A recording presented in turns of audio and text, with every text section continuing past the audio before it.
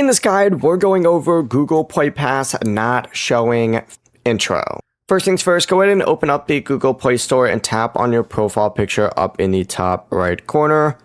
Go ahead and switch to the Google account that you want to use because Play Pass will not appear on work or school accounts.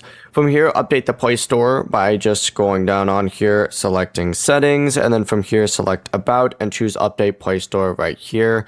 And then go ahead and go back up, select General up at the very top, and select Account and Device Preferences. This is going to redirect you to a page that looks something like this. Go to make sure that your Google Play country matches your billing country and that Play Pass is available there.